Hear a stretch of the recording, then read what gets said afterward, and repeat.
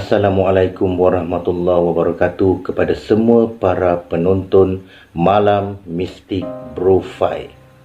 Di sini Bro Fai ingin merakamkan ucapan takziah kepada salah seorang daripada orang kanan Persatuan Semboyan Satu Malaysia, iaitu Allahyarham Abang Ali atau nama sebenarnya Ali bin Salimin, yang telah meninggal dunia baru-baru ini akibat daripada kemalangan jalan raya di Johor. Walaupun Brother Fai tidak berpeluang untuk bersua dengan beliau dan masih lagi belum berpeluang untuk bersua, bertemu, bersiraturahim dengan kesemua anggota Persatuan Semboyan Satu Malaysia, seperti Kanda Yusof Azmi dan kesemua anggota-anggota Semboyan Satu Malaysia yang lain.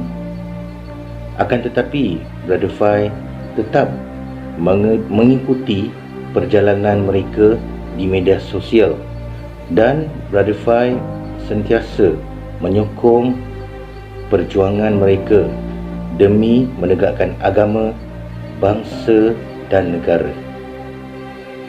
Saudara para penonton Malam Mistik Bro Fai, marilah kita sama-sama hadiahkan Al-Fatihah kepada Allahyarham Abang Ali atau nama sebenarnya Ali bin Salimin. Al-Fatihah. A'udzubillahi minasyaitonirrajim. Bismillahirrahmanirrahim. Alhamdulillahi rabbil alamin. Ar-Rahmanir-Rahim. Maliki yaumiddin. Iyyaka na'budu wa iyyaka nasta'in. Ihdinas siratal mustaqim. Siratal ladzina an'amta 'alaihim ghairil maghdubi 'alaihim waladdallin. Amin.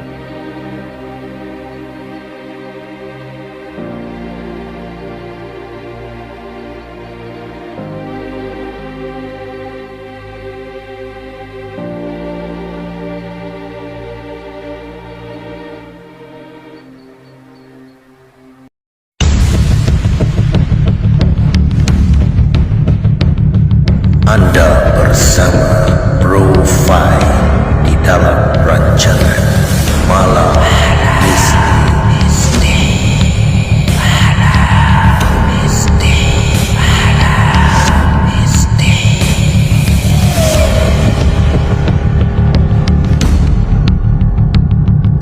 Apa khabar semua para penonton live Facebook Malam Mistik Bro Fai Group? Pada malam ini, Brother Fai akan kongsikan kepada anda kisah yang datangnya daripada Fira Shazid Firas. Itu dia. Karya daripada Fira Shazid Firas, kisah yang bertajuk Rumah Sewa. Jom kita layan kisah ini.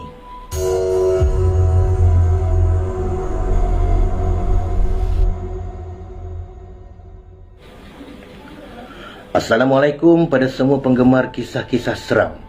Hari ni akak nak share satu lagi kisah seram. Bukan saya, akak itulah, akak Firas lah. Kira-kira 10 tahun yang lalu, masa tu akak bekerja sebagai supervisor di salah satu restoran makanan segera di Pantai Timur. Suami pula masa tu baru menceburkan diri dalam dunia telekomunikasi. Masa tu anak baru 3 orang. Kerjaya pun baru nak menapak katanya. Jadi akak dan suami harus mencari rumah yang sederhana untuk kami sekeluarga. Jadi cari, dapatlah sebuah rumah ni. Rumah ni kira-kira terletak jauh dari jalan besar. Rumah papan campur batu. Sewa pun murah lah. Jadi kami sekeluarga pun berpindah masuk ke rumah ini. Dalam masa terdekat, kami tinggal di rumah tu tak ada apa-apa masalah. Semua berjalan lancar. Tapi masuk sebulan, kami tinggal kat rumah tu, Kami sekeluarga mulai mengalami kejadian-kejadian aneh dan seram. Memandangkan pekerjaan suami yang mengharuskan dia keluar daerah, jadi akak dan anak-anak selalu kena tinggal. Satu malam tu, semasa kejadian suami dalam pukul 2.40 pagi macam tu, akak terasa ingin ke tandas. Semasa keluar ke ruang tamu, akak macam perasan ada sesuatu ke atas sofa. Wow. Tapi akak tak indahkan. Terus ke dapur menuju ke bilik air. Selepas selesai hajat, akak pun ingin kembali ke bilik. Dalam samar-samar cahaya bulan yang masuk ke ruang tamu tu, akak nampak macam orang tengah baring atas sofa. Dalam berani-berani takut untuk kepastian, akak hampiri sofa tu.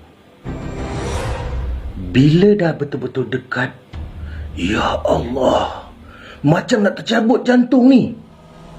Apabila yang disangka hanya ilusi itu adalah mayat yang siap dikafankan, atau nama komersialnya tahu apa?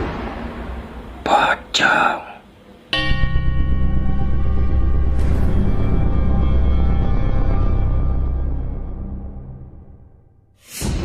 Yang lebih menyeramkan, masa akak duk terketar-ketar tu, pocong tu boleh bangun, duduk dengan matanya yang bercahaya kemerahan, pandang tepat ke arah akak. Akak pun tak berlengah lagi, terus masuk bilik dan kunci pintu. Sial. Nasib baik anak-anak semua tidur dengan akak malam tu. Memang akak tak tidur sampailah azan subuh. Punyalah takut tu. Seram, takut, cemas bercampur semualah. Tapi kami masih terus tinggal kat rumah tu disebabkan kesukaran mencari rumah sewa. Tak habis di situ kisah seram tu. Kisah seram ni masih menghantui kami. Di satu malam yang lain pula, masa tu suami akak balik kerja lebih kurang jam 12.30 malam. Malam tu anak-anak semua tidur rumah mentua. Semasa masuk dalam rumah, akak terbau macam bedak batu nyonya. Tahu tak bedak batu nyonya? Aida tahu tak bedak batu nyonya tu macam mana? Tahu. Zaman dulu-dulu famous zaman dulu-dulu, lah pakai. Dia warna putih. Okey. Orang dulu-dulu selalu pakai macam bedak ni lah.